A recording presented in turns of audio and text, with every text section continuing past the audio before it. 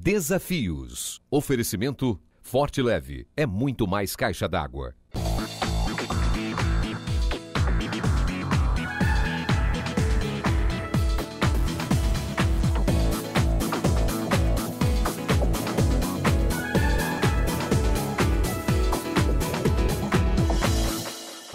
De repente brilhou uma luz no quarto e eu caí no chão, chorando. Chorando foi quando o Espírito Santo me convenceu da graça de Deus, que os meus pecados estavam sendo lavados, né?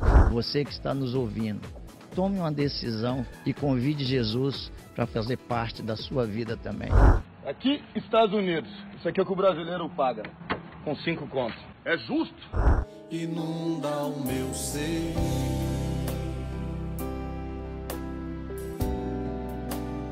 com o teu poder,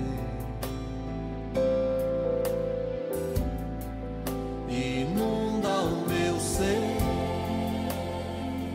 O programa Desafios está começando. Mais uma vez, muito obrigado pela sua companhia. E hoje meu abraço apertado vai para as famílias Forte Leve e OK Super Atacado, parceiros do programa Desafios. No programa de hoje eu converso com Placidino Passos Neto. Ele é engenheiro civil com especialidade em engenharia sanitária e ambiental. No quadro de variedades, uma matéria especial com o empresário Antônio Torres. Ele, junto com outros parceiros, estão desenvolvendo um trabalho fantástico no Nordeste e no Norte do nosso país. Ainda temos o quadro Pensando em Você e no final do programa mais um videoclipe especial, Inunda o Meu Ser. É hora de reunir a família e este barulhinho que você está ouvindo, alguém está te convidando para assistir o programa, mas você também pode convidar os seus amigos. Nós voltamos em instantes.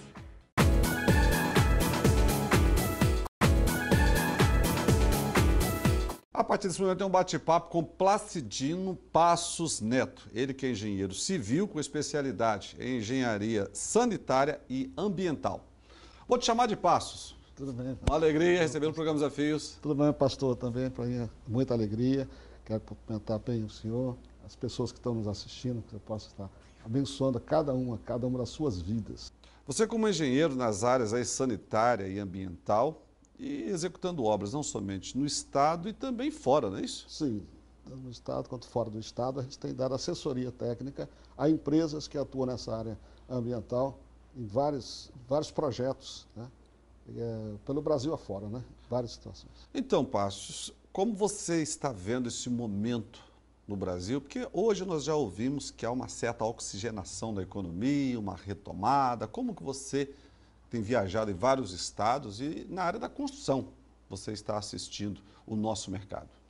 Olha, o Brasil passou por esse momento que todos nós sabemos, né, dessa dificuldade, dessa estagnação, mas dá para sentir alguma coisa diferente do horizonte. A gente sabe que as coisas estão começando a acontecer, mas temos que ter muita cautela nas decisões que vão ser tomadas em relação ao futuro, o futuro próximo, né, do nosso país, já que a gente já antevê, né, que ao longo da caminhada as coisas vão se retomando, como temos visto, né, acontecendo. Começou a se ver novamente agora a retomada dos empregos, né? Os indicadores estão apontando, né, na área da indústria também, mas com os pés no chão. Tem que ser assim, com os pés no chão. Agora eu gostaria que o nosso engenheiro Passos me conta essa história. Você atua ainda na área da engenharia em vários estados do Brasil, mas você também é pastor, que tem a ver uma coisa com outra. Como nasceu isso? A família do meu pai, ela é de tradição espírita. Então, eu já cresci tendo noções do que seria o espiritismo, mas eu não convivia com isso. A gente participava de alguns momentos com a família, mas não convivia com isso. Quando eu fui fazer curso preparatório para o vestibular de engenharia na minha mocidade, é que eu convivi na residência de um amigo, nós estudávamos juntos, e a mãe dele era um bandista. E comecei então a me envolver com a Umbanda. Como para mim não era nenhuma novidade esse relacionamento espírita, né? E comecei a evoluir dentro da prática umbandista, né? Chegando a me tornar chefe de terreiro. Eu tinha um terreiro mesmo? E durante pelo menos 8 anos eu convivi nessa prática de Umbanda, né? A vontade de ajudar as pessoas, de alguma forma, é isso que a ideia dos umbandistas sérios, né, pretende, fazer a caridade, mas não sabem que por trás disso tem um engano, né? E que mais tarde eu fui descobrir isso aí. Né? Quantos anos você ficou envolvido no total, assim, no espiritismo e Umbanda? Pelo menos uns 25 anos. Isso tudo? Isso tudo. Depois que eu me formei, eu assumi a divisão regional norte da CESAM, cuja sede era em Nova Venécia. Eu morava aqui, mas eu tinha que ir lá toda semana e ficava difícil eu assumir os meus compromissos com as entidades, né, de Umbanda. Então, eu conversei com o corpo mediúnico e decidi que a gente ia parar, fechar o terreiro, e cada um procurou, então, o terreiro para participar. Só uma explicação. Quando você diz assim, conversou com a entidade, o que quer dizer essa entidade? Dentro da Umbanda se imagina que os mortos podem se comunicar, né? E a gente sabe que isso não acontece, mas esse é um dos enganos que depois eu fui conhecer, fui saber.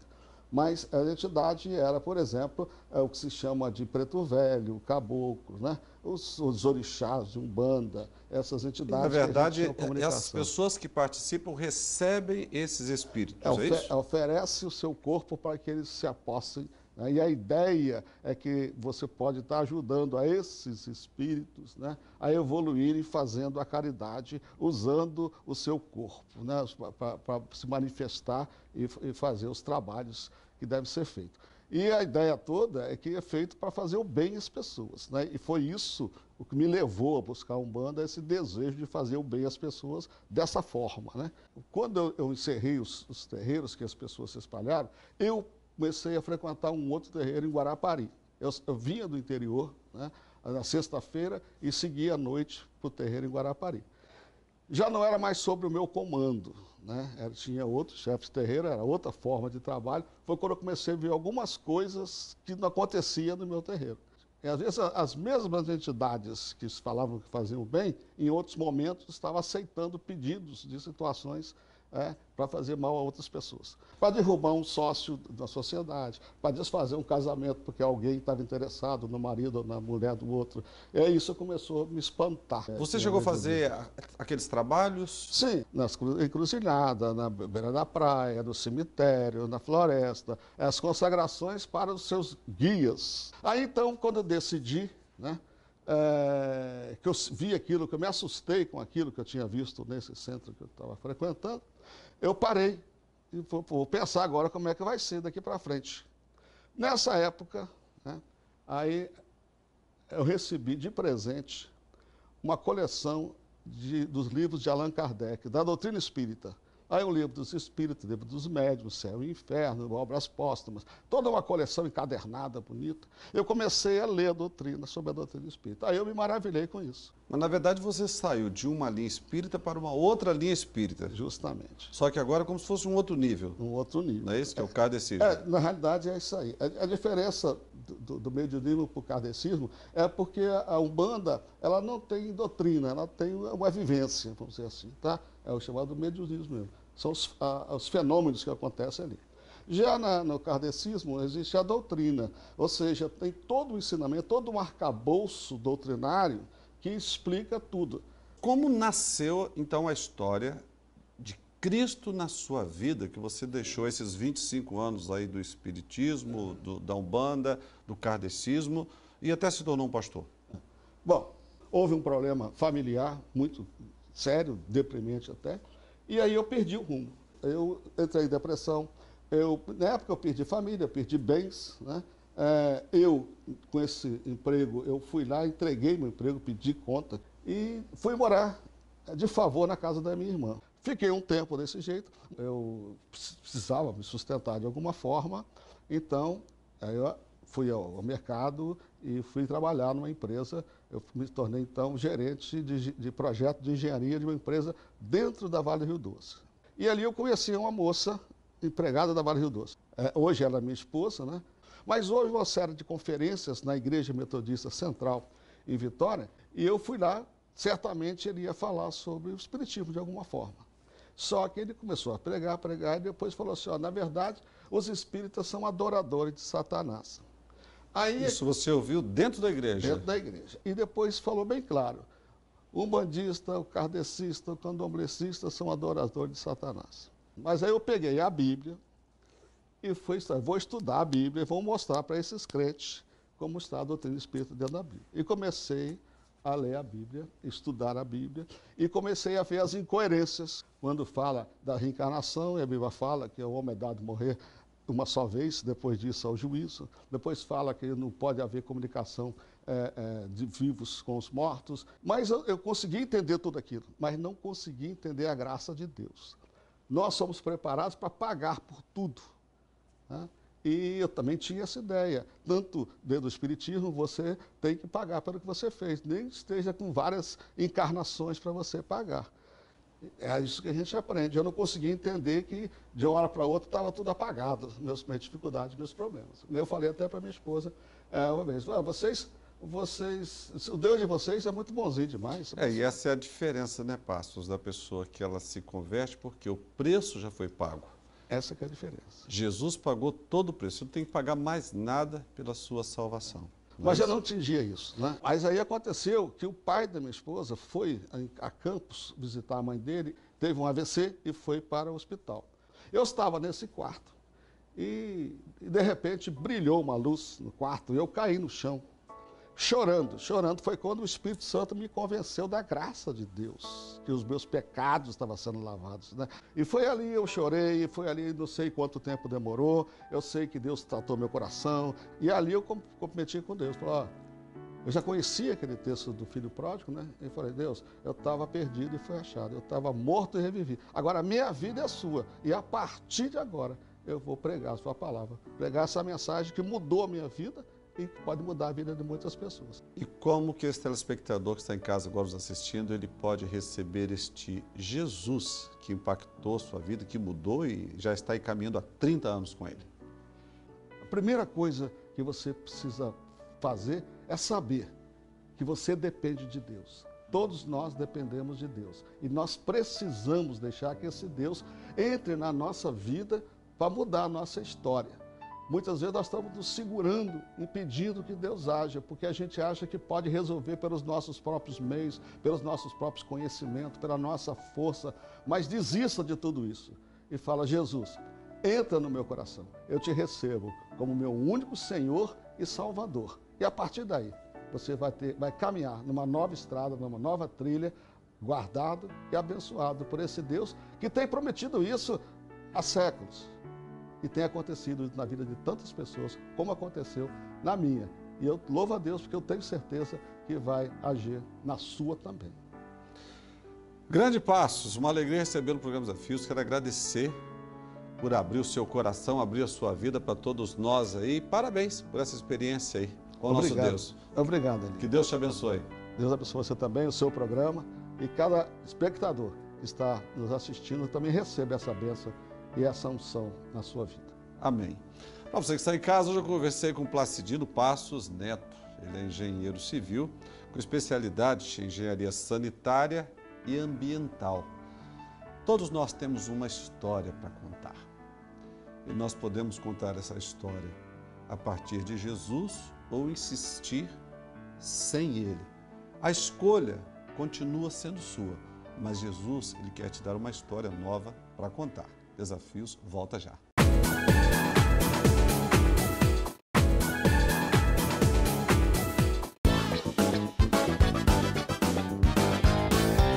A partir desse momento tem um bate-papo com Antônio Torres, ele que é voluntário do projeto AMES, um trabalho que vem sendo desenvolvido no sertão do Nordeste e está revolucionando aquela região.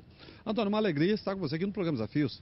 A alegria é toda minha, pastor Eli Blunk, e é uma satisfação muito grande poder estar aqui no seu programa e participar desse momento. Antônio, o que é o projeto AMES e por que você é um dos voluntários desse trabalho?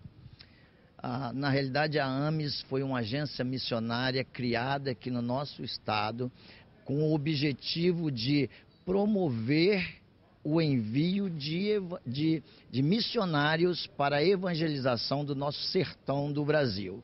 Nós, na realidade, entendemos que o desafio de enviar os missionários são da igreja. Então, a AMES, ela não envia. A AMES é uma agência missionária a qual eu faço parte, onde os pastores que têm seus missionários na igreja e querem enviar a AMES, vai promover esse trabalho juntamente com a igreja do membro, com o missionário, com a igreja, com o pastor, para enviar para o sertão, onde vários missionários estão chegando ali pelo sertão, para o sertão, e é um trabalho gigantesco que a igreja evangélica precisa fazer no nosso sertão do país. Antônio, eu queria que você falasse um pouco sobre o percentual, sobre os números, porque no Espírito Santo nós temos um número grande da igreja de evangélicos e em outros estados também. Como está a igreja no sertão? O nosso sertão são compostos de vários estados. E um deles eu vou destacar, que é o estado do Piauí. O estado do Piauí hoje tem uma população de menos de 5% da população são evangélicas. Então nós precisamos fazer muito. O evangelho de Jesus precisa chegar nesse local. No Nordeste inteiro, o índice, o percentual é muito menor, né, de evangélico. Mas em estados como o Piauí, o sertão, existe menos de 5% da população evangélica. Quando a gente vai para as comunidades rurais, no sertão existem mais de 6.000 comunidades rurais sem a presença de missionários trabalhando, sem a presença de evangélicos, é zero. E nós precisamos entrar, são mais de 6.000 comunidades rurais, são muitas comunidades quilombolas que são povos não alcançados no nosso sertão do nosso país e que nós precisamos mobilizar a igreja do nosso estado, a igreja do nosso país, para fazer missões no nosso sertão do Brasil. Onde Jesus chega, Antônio, você com a experiência e várias igrejas, eu já tive o privilégio de ir como voluntário no sertão, o que acontece quando uma igreja nasce no sertão, por exemplo? Quando uma igreja nasce no sertão, porque onde o evangelho de Jesus chega, tudo muda. E as cidades, as comunidades rurais, onde o evangelho de Jesus tem chegado, tem tudo mudado. As pessoas estão tendo novas expectativas de vidas, estão vivendo numa felicidade maior e tudo está mudando ao redor quando chega o evangelho de Jesus. Quando o evangelho de Jesus chegou na minha vida, a minha vida mudou. E a mesma coisa está acontecendo com o nosso sertão do país. As comunidades onde o evangelho está chegando, está mudando tudo, está mudando o contexto social, está mudando no contexto de chuva, está mudando tudo naquele local onde o evangelho chega. Mas tem muito ainda por fazer, tem muitas comunidades para chegar, por isso a gente precisa do envio de centenas ou de milhares de missionários para o nosso sertão do Brasil. Quando nós falamos de média nacional, a igreja brasileira, estamos aí com 30%. Você falou do Piauí com apenas 5%, ou seja, a cada 10, menos de uma pessoa. Antônio, isso preocupa. E somente a igreja tem a resposta. Qual a importância, ou a sua palavra agora, para os pastores que estão nos assistindo, os líderes dessas comunidades, deles se interessarem e envolver toda a igreja em missões? Pastores, o desafio é muito grande e a responsabilidade da evangelização no sertão do nosso país é da igreja. Eu, como igreja, o Senhor, nós precisamos nos envolver cada vez mais para promover o envio de missionários para aquele local. E eu quero desafiar a você, pastor, que está me ouvindo nesta manhã, que envie os missionários, mas envie o melhor que você tem, para que o nosso sertão tenha, daqui a 20, 30 anos, o nosso sertão tenha uma realidade totalmente diferente do que tem hoje. A igreja brasileira, a igreja evangélica brasileira, somos mais de 40 milhões de evangélicos hoje no Brasil.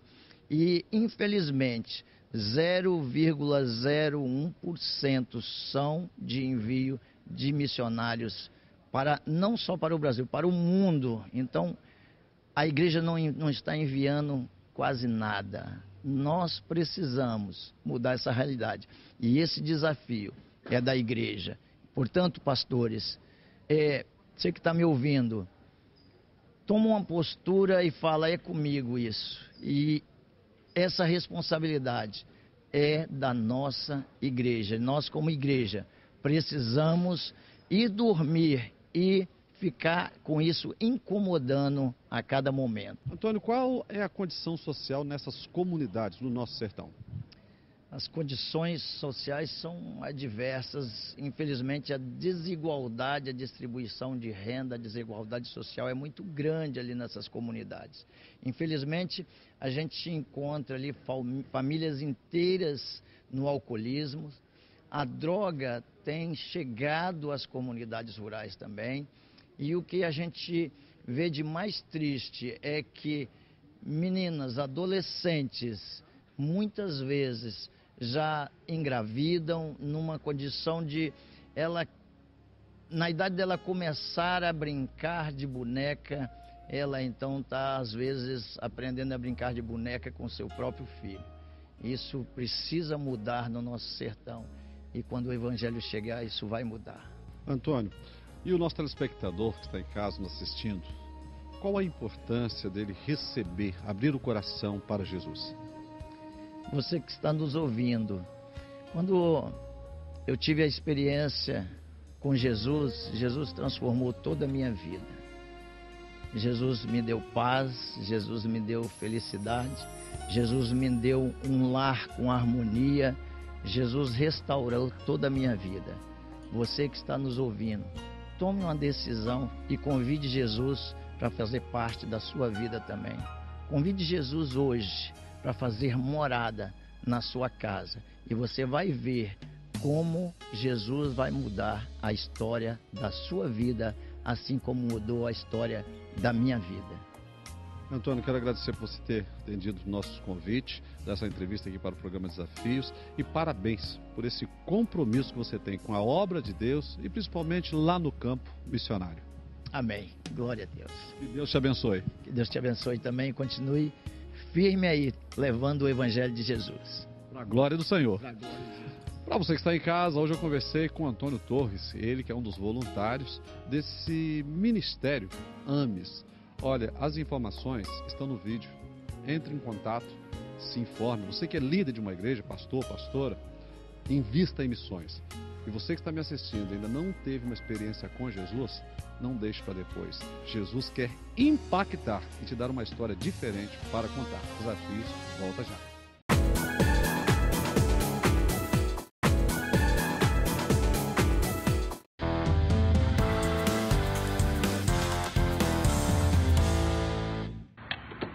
Vamos lá, tá até difícil. Essa quantidade que dá 5 conto no Brasil.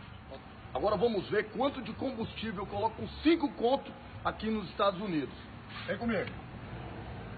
Não deixe de acompanhar o galão e principalmente a maquininha. Dá uma boa olhada aí, galera. Até se você que diminuir a mão aqui, ó, que já encheu. Quanto deu ali agora? Um galão? Olha só a diferença. Quanto deu até agora? Já deu 5 conto? Vamos pro segundo.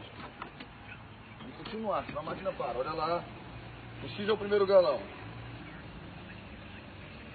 Com menos 5 conto. Lembra que o americano ganha mais que a gente, tá? A 1 por 1 ganha muito mais que a gente. Segundo galão. Eu vou ter que ir pro terceiro galão, galera. Vai completar 5 conto lá. 5 contos.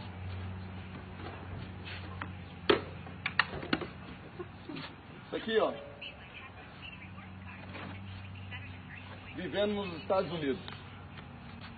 Aqui, Estados Unidos. Isso aqui é o que o brasileiro paga. Com 5 contos. É justo? Não tem jeito. Não interessa quanto você ganha no Brasil. Interessa sim quanto você gasta. E no final não sobra nada. Afirmou o velho apóstolo Paulo: não apagueis o espírito, creia nos profetas, inunda o meu ser. Um videoclipe especial para você. Inunda o meu ser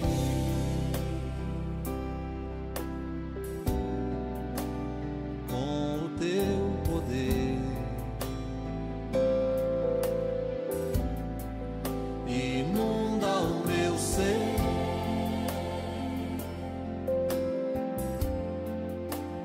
com o teu amor.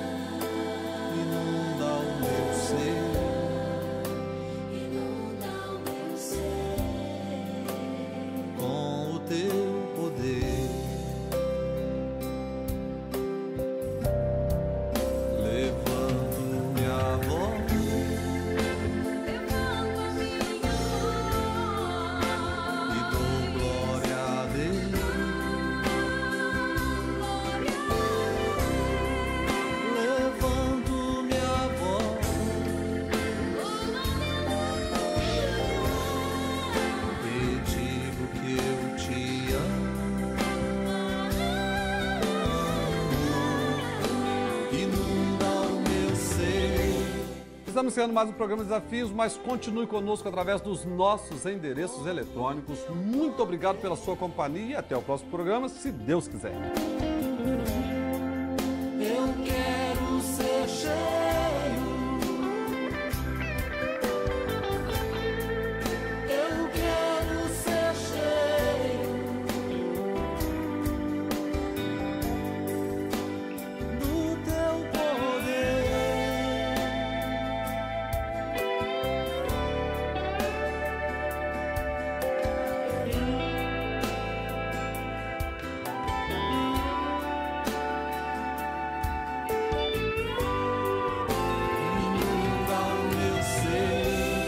Inunda o meu ser, Senhor, com o teu poder. com o teu poder, Senhor, Eu quero ser cheio. Eu quero ser cheio. Desafios. Oferecimento Forte Leve. É muito mais caixa d'água.